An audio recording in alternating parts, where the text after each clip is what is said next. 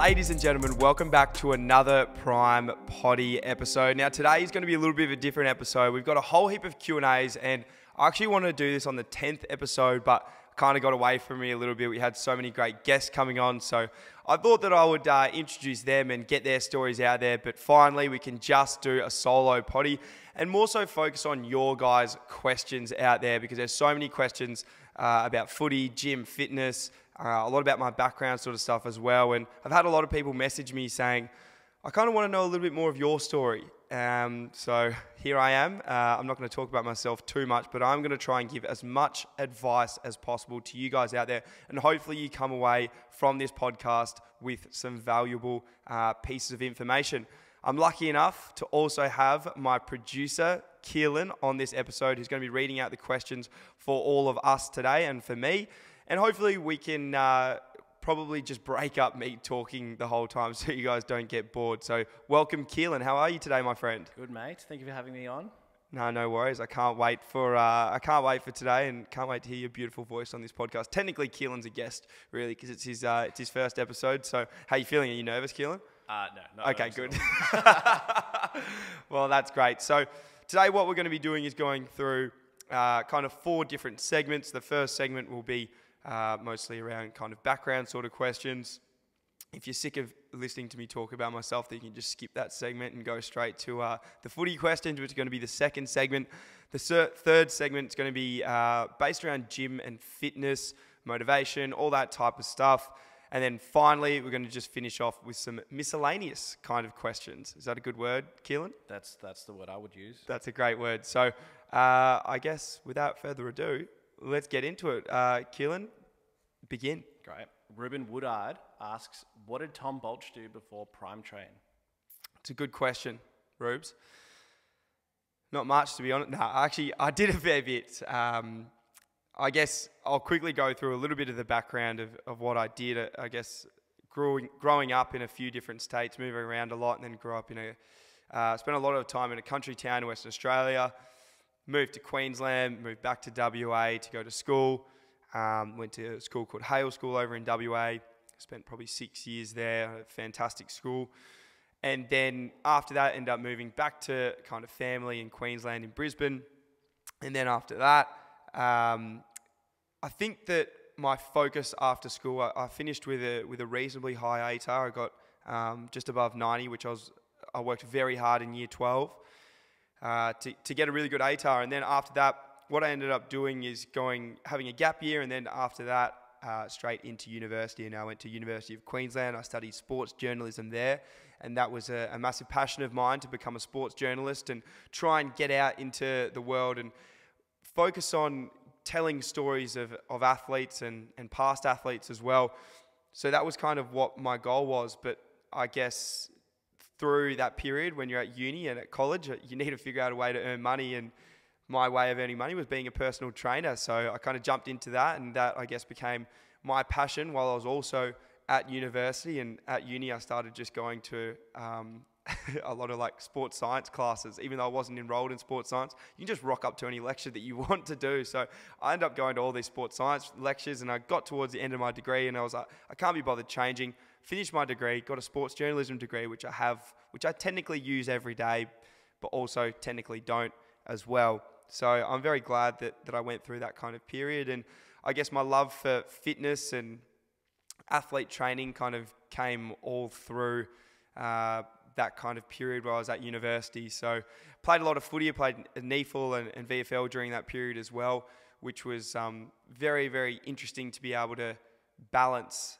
I guess, school, university, footy, gym, all that type of stuff. So that's kind of what my background is and how I came to today. I'm not going to get into the content side of things because I think that that's some more questions down the line. How'd that sound, Keehlan? It's great. Good response. Yeah. Jai asks, who was your biggest inspiration growing up?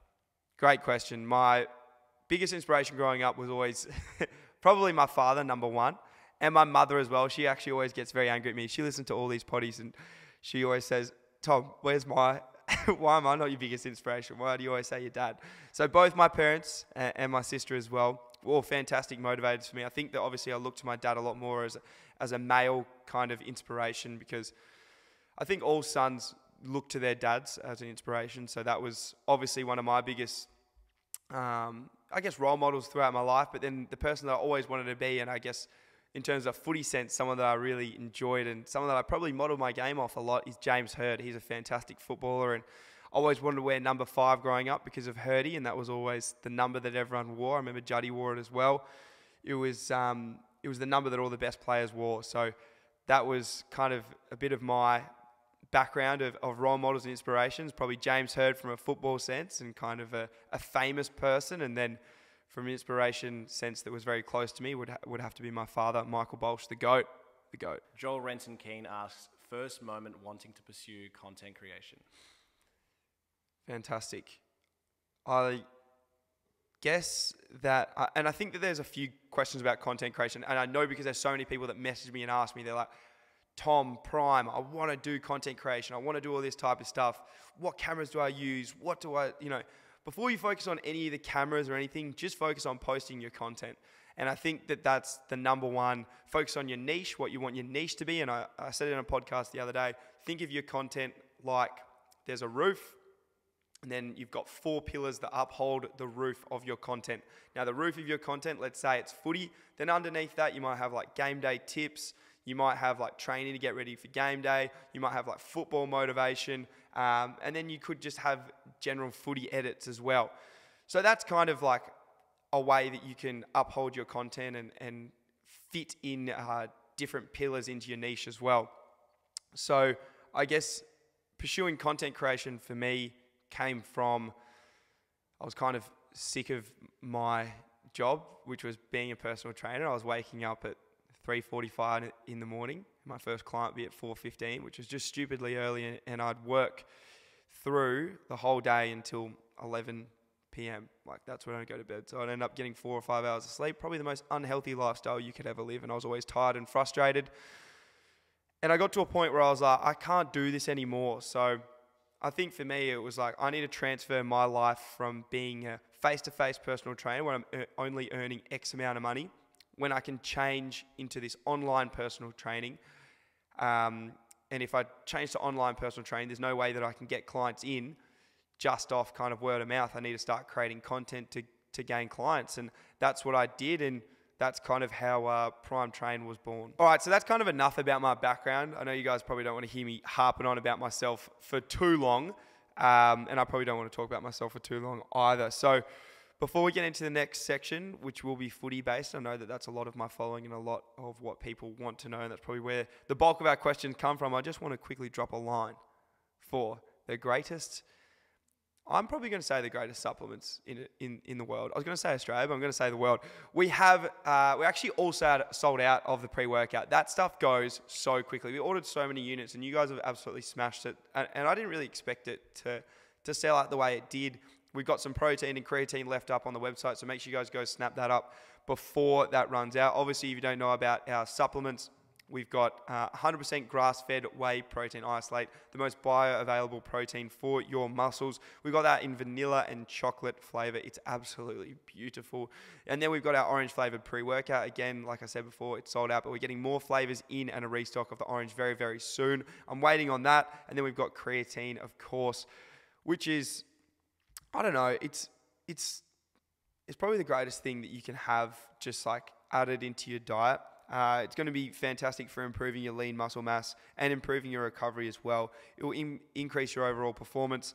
And like I said before, it's fantastic for your energy level. So definitely something that you should go check out and just supplement with every day, 1 scoop, and you'll be good to go. So make sure you check out all of that stuff. We do have apparel coming in very, very soon as well. So make sure you keep an eye out for that. And of course, use the code podcast to get 20% off on any of that, as well as our programs as well, which are just flying off the shelves, especially that AFL in-season program. It absolutely flies. But if you want to help your footy, which is going to be the next segment, then make sure you are supplementing with the Prime Train supplement range. Keehlan, let's talk footy, my friend. Sammy Kuzo asks, how much do you get paid per game? How much do I get paid per game? Fantastic question. Now, this is an interesting question. because there's different ways for me to measure this, right? Because technically my job outside of, my business is creating content, and I am reasonably comfortable sharing what I actually earn in terms of my YouTube ad revenue. Like I'd happily tell you guys that. What I earn on a per game basis, it's a difficult number to say. But yeah, look, I earn enough money, fortunately, playing up in NT over the summer league, and then obviously here in Victoria during the winter season. Now it's a different amount of money if you play football in Victoria compared to if you play football in Queensland. You will get paid more down here playing football in Victoria. That's probably because the leagues are a bit higher standard. You get more people through the gates, better sponsors. So there's going to be more money floating around here. Similar sort of money in Western Australia. But yeah, per game, I guess I wouldn't be comfortable saying the exact number of what I get paid by the Wangaratta Rovers. But in terms of ad revenue from the YouTubes that I make, it can be anywhere between $500 to $1.5 thousand. For YouTube ad revenue is usually what you're pulling in. So it can be a sum of those two put together. But then you got to remember that I spend a lot of money on sometimes editors, on people to film the game. So like people think, you're earning that much, but it's actually not how it works, because I spend a lot of money as well to create the game day vlogs, to pay the people that come and video, to pay the people that take the photos, to pay people to help me edit. So that number's not just like a lump sum of money. Obviously got a lot of expenses that are incurred there as well. George Sandy asks, how do you handle change of going to a new club? Change of going to a new club is something that I've dealt with a lot over the last couple of years, because I've played for many clubs over the last couple of years, and I enjoy kind of finding a new challenge each year, and I've never been kicked out of a club or anything. The reason that I change clubs is because I move on. I move locations a lot of the time as well, so that's probably one of the reasons that I do change clubs a lot. I hope to stay with the Rovers for as long as possible. I think that people really enjoy the game day vlogs as well, being in a different league with a different team. So I do obviously take that into account. But let's focus on the question at hand. How do you deal with getting into a new club environment? Well, the number one thing that most people will respect you for is you just have to be a nice, kind and respectful person. Like, that's the number one thing. If you're not nice, kind and respectful to past players, to captains, to coaches, if you come in with a big head, arrogance, too much confidence or arrogance is something that you don't want to be coming in with. So that's my number one recommendation to anyone out there. If you go into a new club and you think that your shit doesn't stink or you're too good for the club, then you're just not going to fit into any club. And that is, I think, pretty well known, but some people still make the mistake. So you've got to be very, very cautious of how you hold yourself when you come into a new club. The best way to do it is put your head down, you bum up, and you start working very hard, and then you'll earn respect from your teammates from one, hard work, and two, from playing very, very good footy. If you're not playing very good footy, then the respect will start to drop. So I think that it's very, very important to work very hard, come in, just do the work, and don't be too confident or too arrogant, and play good footy. Playing good footy is essential. Zane Anderson asks, do kids or people get annoying at games? Do kids, sometimes they could get annoying, but like in terms of that, I mean, like, it can get annoying when you're getting told 500 times a game from every direction around the field. No matter where you run, there's someone over the fence saying, you're a pussy, you're a flog, you're a wanker. That can take a bit of a toll on you at times, but for me, man, it's one of those things. The kids don't get annoying. They're amazing. They come up to me after the game, whether you've played well or poorly, and they're always in your face, and they love it, and they love you, and they're laughing and they're smiling, and I love being able to put a smile on other people's faces, and that's probably one of the reasons that I started doing this Prime Train stuff in the first place, with being able to affect people in a positive way, and that's something and a mantra that I've been able to keep throughout my whole tenure of being, Prime Train or Tom Bolsh, whatever you might say, throughout my whole life. Is something that I've really valued And I think that a lot of people fail to realise how much of an influence or an impact they can have on other people's lives. And even if I have played poorly, it can be frustrating when you've played very poorly and all you want to do is just go shower, go upstairs and have a cold one, whether that be a Powerade or a beer. You want to just go upstairs and kind of forget about the game. And it's difficult, especially when you lose and you've got all these kids coming up to you and they're smiling, they're laughing, and you just have to take a deep breath and say, you know what, this is way bigger than me, and suck it up and deal with it.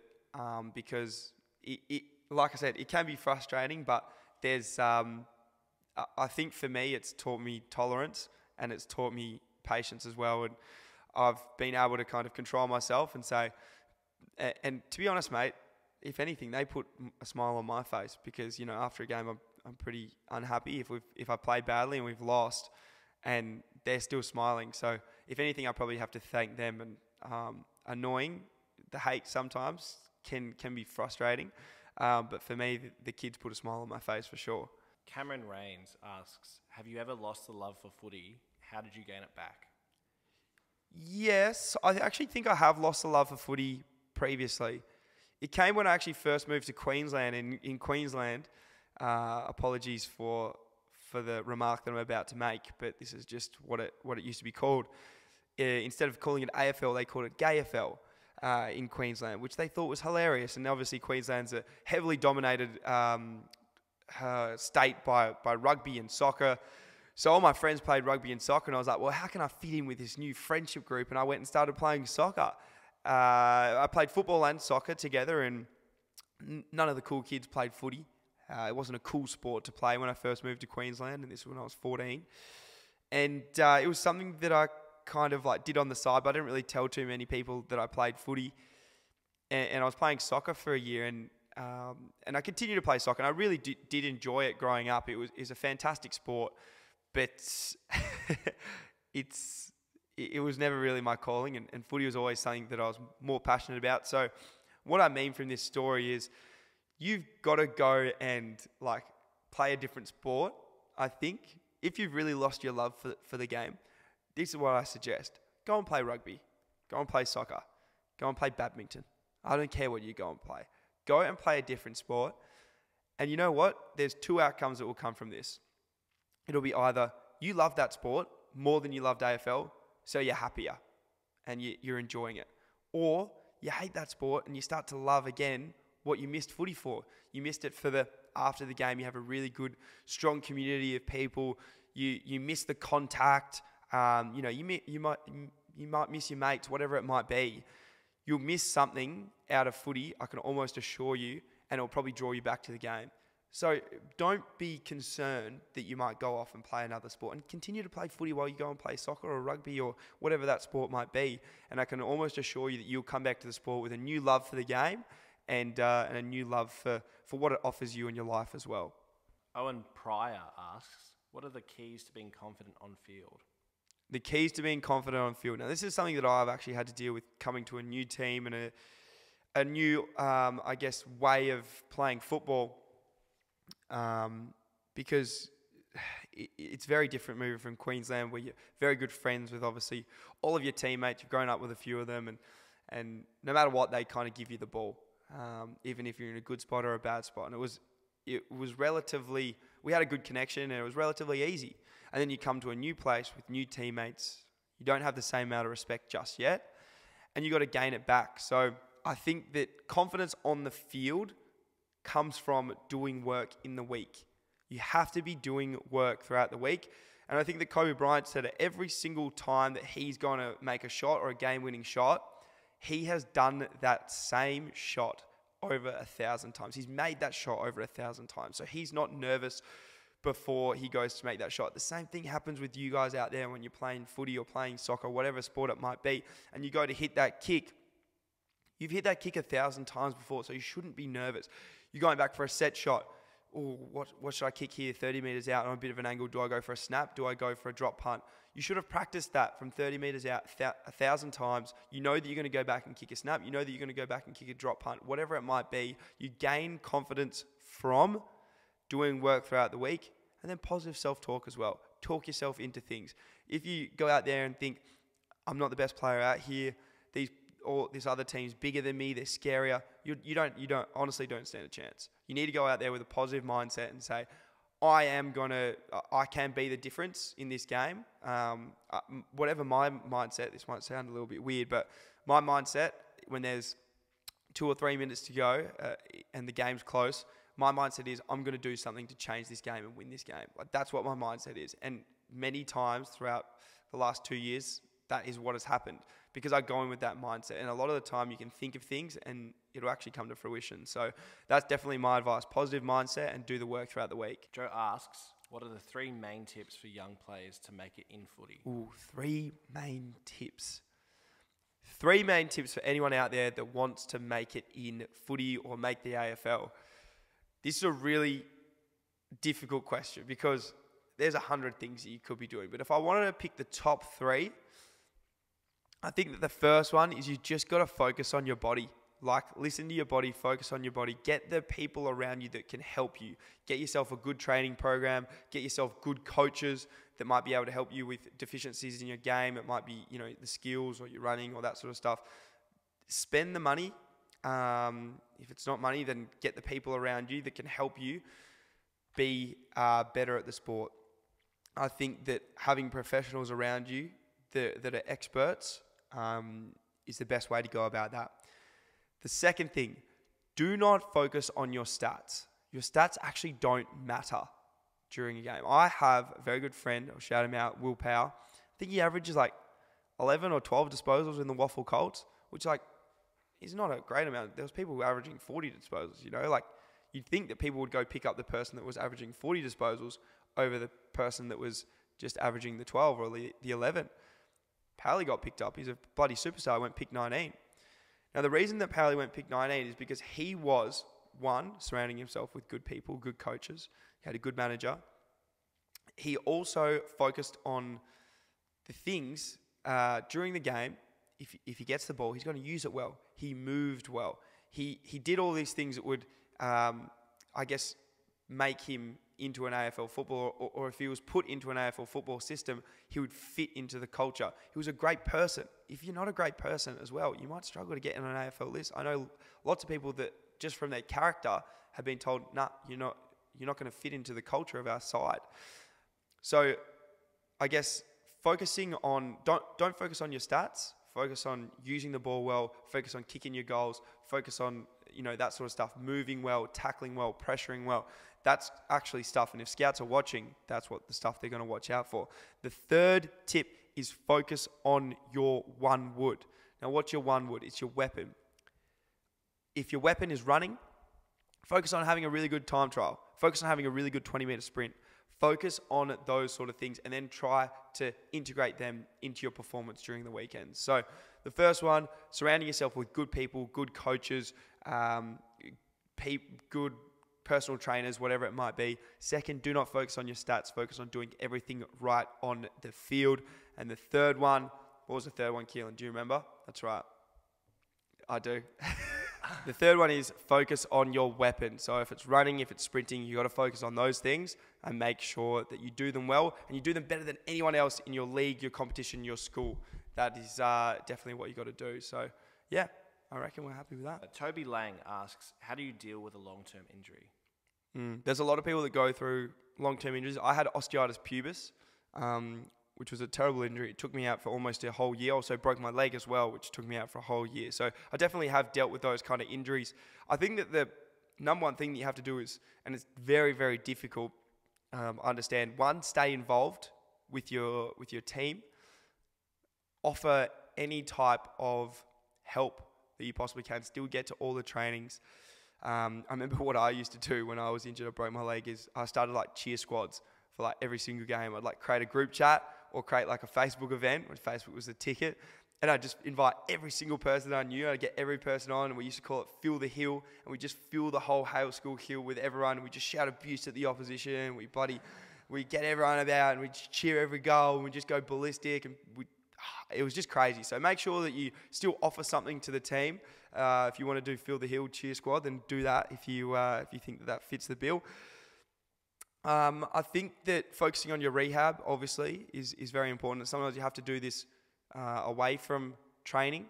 You just got to do this by yourself, and find a partner as well. Find someone else that is also injured and do the work with them. It makes it so much easier when you actually have to go to the gym. Find someone that wants to go to the gym. They might go and do some leg weights. You might go and do some ACL rehab or some ankle rehab, whatever it might be.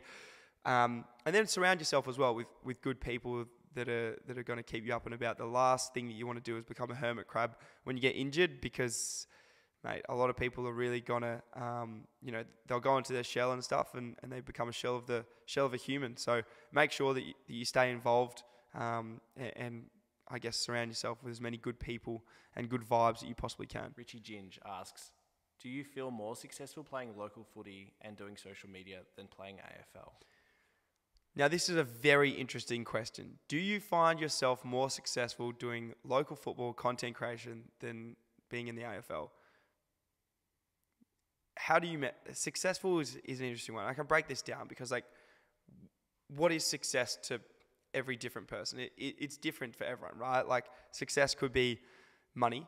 Success could be, some people think that safety is success, like, depends what part of the world you live in. For me, probably success is, one, financial, and two, freedom. And financial freedom, I guess, altogether. And for me, I'm so free doing what I do. I can go out after a game and have a beer, and no one's going to tell me that I can't, or I cannot do it, and no one's going to tell me that I have to, which I'm super grateful for. I've got a lot of people that say, do you find yourself more, I guess success as well is happiness.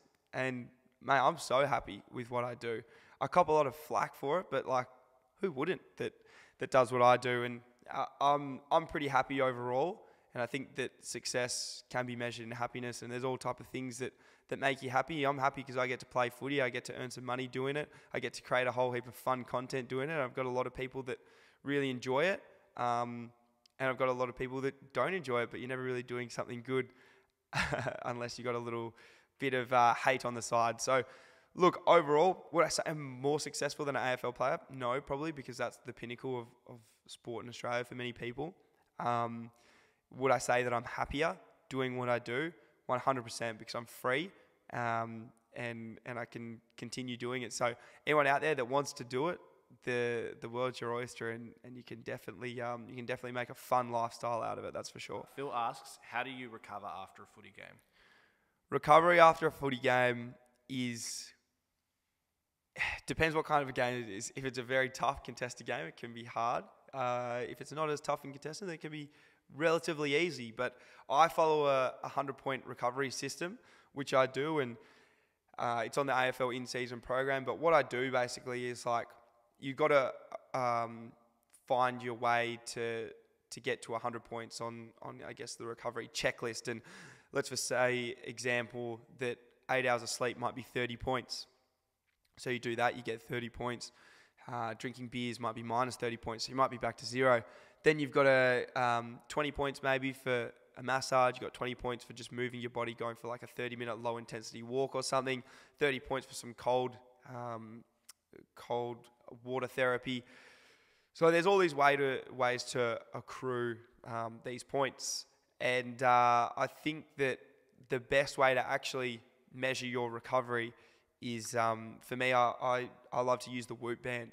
It's absolutely fantastic. It will actually give you a recovery percentage. So every time that you do one of these things, whether it might be like breath work or it might be meditation, the Whoop actually, cold water therapy, your Whoop will actually track it all for you, and it comes up like you've done it here at this time, which is just ridiculous for me. It'll track everything that I do, like wear it in a footy game. It'll tell me that I played Australian football. It's just like one of the most incredible pieces of technology that I've ever used. And they've actually got a new feature coming out as well, which is muscle strain. So it's actually going to track like doing workouts and stuff, and it's going to take that into account with your recovery and everything. But for me, I think about 77% recovery today, which is fantastic, even though I only had 6 hours and 56 minutes of sleep last night. So it's a fantastic piece of technology, and definitely something that I'd recommend getting onto if you haven't got onto it yet.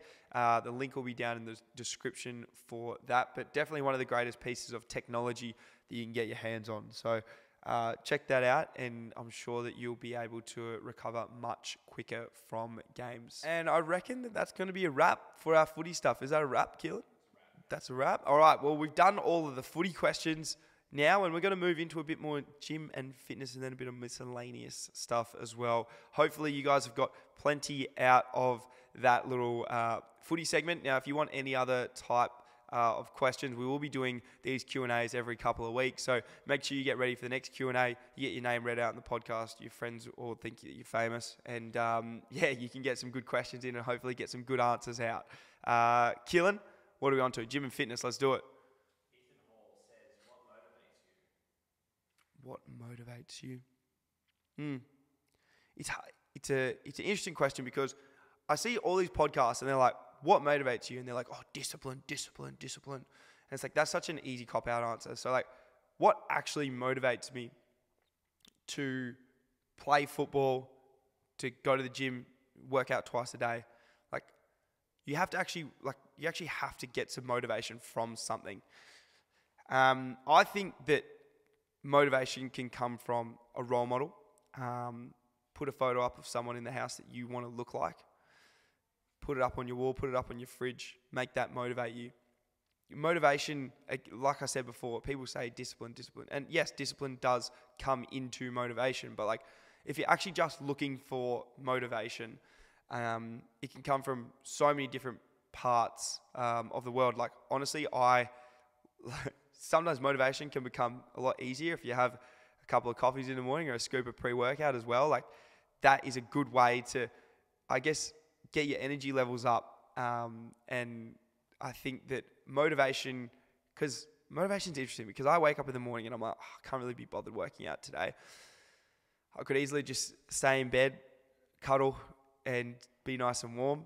But that's not the way you want to be, because you should have this inner motivation to be better, to be the best version of yourself. That's what I think overall motivates me.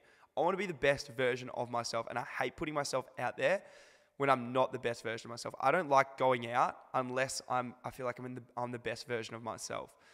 I wouldn't let myself slip unless I feel like I'm the best version of myself. Like, I think that that's what everyone should aspire to, whether it's in your work, your finances, your body, everything. You should try and be the best version of all of those things. And why wouldn't you want to be? What do you gain out of not being the best version of yourself? I think it's lazy. I think that what you want to be doing is aspiring to be the top of the top echelon of the person that you can be. So that's something that motivates me, and I get very frustrated. And you have to be hard on yourself with motivation, because you should be motivated from not doing something. You should be like, nah, I didn't do this, so this is going to motivate me more the next day to go and do something. Motivation is an interesting one, and there's a lot of ways that you can find it. There's a lot of ways that you can't find it. I also like to just put some music into my ears in the morning, chuck the headphones on, and put some drum and bass on, and that motivates me. I'm like, bang, I'm ready to go. Have some pre-workout, smack it, let's go. Let's get out there, let's be the best version of myself. Let's be happy, let's smile, let's positively affect everyone that I'm going to be involved with today. So that's what motivates me, and hopefully it motivates you as well. Jack asks, how do you structure workouts with running and gym while playing footy? Love it. Absolutely love it. How do you structure workouts, gym, footy, uni, school, whatever the bloody hell you might have in your calendar? I think that it's so important to have a structure of things that you want to do. Write it out. Have a calendar. Tuesday, Thursday, I've got footy training. All right, that means I'm going to gym Monday, Wednesday, Friday.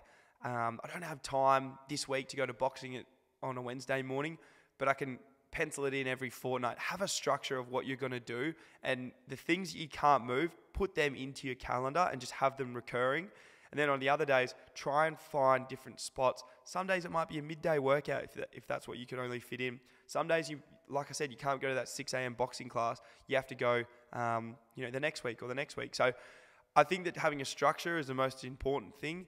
finding time is important, and trust me, there's always time. I could find myself a workout when I was working, waking up at 3:45 in the morning and going to bed at 11 p.m. I could find a workout or two in a day there. Even if it's 20 minutes, 30 minutes, you can always find one. On your lunch break, you can find one. I can assure you, you can wake up earlier in the morning and do a workout then. Even if you wake up at 5 a.m. In the morning. I know people that wake up at 3:45 and go to the gym for 30 minutes. So definitely remember that and find a structure, find something that works for you. And then after you've found a structure, find a routine. Once you get into the routine, everything is easier. Macca McCleary asks, how do you keep up your energy? Good question. Keeping up your energy. Now, there's ways of doing this naturally. There's ways of doing this through caffeine. When I'm actually have my most amount of energy, I'm waking up at when the sun comes up. I'm going to bed when the sun goes down. That's when my energy is so high because I've got that circadian rhythm. Gee whiz, I absolutely butchered that. Circadian rhythm. So that is obviously your body clock, and you're going to bed when the sun goes down. You wake up when the sun comes up. That's essential. That's when I'm at my highest amount of energy. Wake up in the morning, have some pre-workout, have a coffee, ready to go. Let's do this. I'm happier as well. And I think a lot of people struggle, and I do as well. I struggle when I get to 3 p.m., 2 p.m. I get that kind of dip where I'm like, I'm done. I'm going to get out of here. I could go to sleep. I could have a nap here. Have a 15-minute nap, bro, if you want to. That's fine. Have a 15, 20-minute nap. Don't make it an hour. Have a 15, 20-minute nap. Go, and then let's work again throughout the afternoon from 3 to 6 or 3 to 9, whatever the hell you want to do. But I think that afternoon slump is what a lot of people struggle with. But that probably comes back to motivation. Where do you want to be? Go back to your goals. What goals have you set? Where do you want to be in the next year? That's what you need to have a look at. Will asks, when did you realize Prime could be full-time? I think I realized at the end of 2021 that Prime could be full-time. And end of 2021, I was like, this can be my full-time thing. Did I expect it to come as far and as fast as what it has? Supplements in a year. We've got, streetwear brand coming out as well, that sort of stuff. The apparel's been crazy. It's been unbelievable. The content's been pretty cool as well. So I've been super excited that it's gone the way that it has. But I think that's when I realized, and I was like, this is going to become my thing. And once something starts to do well, my best advice is jump in the deep end and bloody do it, I reckon. And I reckon that is going to be the end of gym and fitness. So a good couple of questions there. Hopefully you guys got out the answers and the advice that you needed. But moving on to our final section, I just put down other or miscellaneous kind of questions. Here and there, we've got 3 or 4 quick fire questions. Keelan's going to absolutely quick fire them at me. Are you ready, Keyring? Let's do it, baby. Here we go. Mitch asks, what are the goals for this podcast in this year? Great question. I think that this year I want to take the podcast with... Look, I'm really going down a new direction with the podcast because I was kind of I'm sure you guys have heard of Dylan Friends or whatever. And mine's difficult, my podcast, because it's very different to any other... my situation's very different to anyone else. A lot of people are very interested in what I'm doing and my advice on things. So I actually want to be able to, and this is the first episode I've done with this, so really interesting. This might get 3 views and 3 listens, but it could do well as well. So doing some Q&A stuff based on the response of this one for you guys out there, I think it's a really important kind of thing. But I want to be also getting some hard-hitting guests on and having a chat with them. And I've had a lot of responses because I also watch Diary of a CEO, Dylan Friends, right? There's some 2 pretty big podcasts. And the hosts ask a lot of questions and then don't talk too much. And I get a lot of people messaging me we want you to talk more because we want to hear your response to them, and we want to hear you actually conversationalists, not just asking a question then shutting up. So I get that, but then I wouldn't be surprised if I start being more of a conversationalist. Then all the responses are, mate, can you shut up during the podcast? So you can never really do anything right in this industry, but I'll try my best. Answer the question, goals. I want to have some hard-hitting guests. I want to do some fun Q&As. I want to give you guys as much advice and as many successful habits as I possibly can that will help you navigate through life and hopefully be a happier and healthier person. Harry Halls asks, favourite place you've ever lived? Favourite place I've ever lived? Such a hard question because everywhere has pros and cons. Noosa, beautiful weather. Melbourne, great people, great opportunities. Perth, beautiful city, great beaches. Favourite city, I couldn't say because they all have pros and cons, but all the places I've lived were amazing. And Noosa's probably the most beautiful in terms of I would probably live there when I'm 50 or 60 and retired. But I also want to live in Italy and Greece and that sort of stuff as well. So anyway, I'm not too sure. But Melbourne, in terms of opportunities, has been amazing, fantastic. I just need to get a few more kicks to the pigskin, then I'll be a happy man. Bonnie Louise asks, when is Prime Unwind coming out? Shout out, Bonnie. I think that Prime Unwind will be coming out.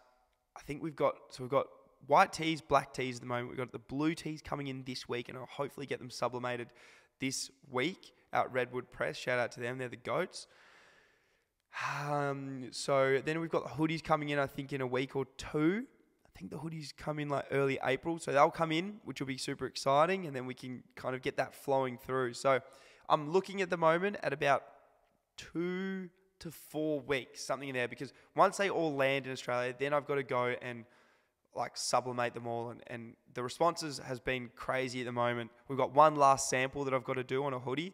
We've got the hoodies in black, blue, and then a kind of pastel light yellow, which will be a beautiful color as well. So can't wait for all the Prime Unwind stuff to come out. You guys are going to love them, and I can almost assure you that they'll be sold out in the first hour. So if you're not on in the first hour, they'll all be gone. But I can't wait for when that comes out, and fingers crossed that you guys absolutely love them. Great. Last question from Patrick Mahadi. How do you deal with hate and pressure? I love this question, and it's something that I want to finish on quickly and kind of give you guys a little bit of insight into how to deal with it. Because I get a lot of people saying, I get a bit of hate at school or I get a bit of hate on the footy field. My advice to you is please think of the things in your life that you are grateful for. Anytime someone hates on you, think about what you have, right? For me, when people are hating me on a footy field or hating, I guess on me from social media or behind a keyboard, the amount of people that hate on me behind a keyboard versus to when they actually meet me, it's crazy because people never have the balls to actually say it to your face. That's probably my first thing that I want to say. And dealing with it is, like I said, going back to the things you're grateful for. I can assure you that you've got 5 things in your life that you really, really love and enjoy. It could be as simple as the happiness that your bloody dog brings you. It could be as simple as the happiness of your family. It could be as simple as the happiness of having food, having shelter. Think about all the things that you have that other people might not. Think about the happiness that you have in your life that probably someone doesn't have if they're hating on you. I can almost assure you that, man, I went through school and there were people that were hating on me, and even people that were my friends kind of still would hate on me, I guess, and put you down. And I'm like, bro, do you think I bloody care?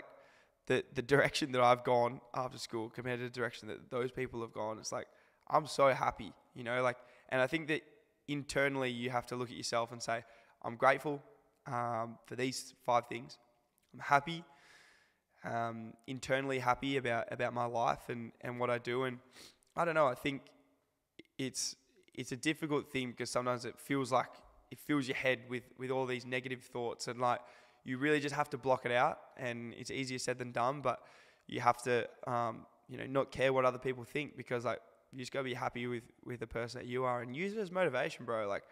Going back to the motivation question, if anything motivates you, it's people that don't believe in you or people that say that you're no good. The amount of people that didn't believe in me with the start of this Prime Train stuff, and now the direction that it's gone is unbelievable. So even my friends, they were the first people in the group chat to say, buddy, Prime or Tom, Bolchi, they all call me Bolchi. It's Bolchi posted another TikTok, what a flog. And then 2 weeks later, it's got 20, 30,000 views, which isn't, probably isn't a lot compared to what I get now. But and they're oh, mate, love what you're doing with the Prime Train stuff. It's the people that hate on you are always going to be the first people that are in your corner and happy with what you do. So I think that's something to remember and never forget that people, if they're hating on you, they're probably not very happy. And I can assure you, you're happier than them. Ladies and gents, I think that's going to wrap up our podcast and our Q&A. I've had an absolute ball doing this. Hopefully that you guys like it. Give me any responses or any type of feedback that you want, because it's my first time doing this. Hopefully I didn't stumble and stutter at too many stages throughout the potty. But I think that it's been a whole heap of fun. Make sure you guys go check out all the Prime stuff. Be ready for the Prime Unwind. That's going to absolutely blow everyone's socks off. The hoodie's going to be crazy, especially in this Melbourne goddamn winter. It's freezing cold at the moment. So yeah, make sure you're ready for all that. Order up the subs. They're almost all gone. Get the training programs if you haven't already. But as I always say, ladies and gentlemen, it's been a pleasure. Make sure you stay sexy. I'll see you next week.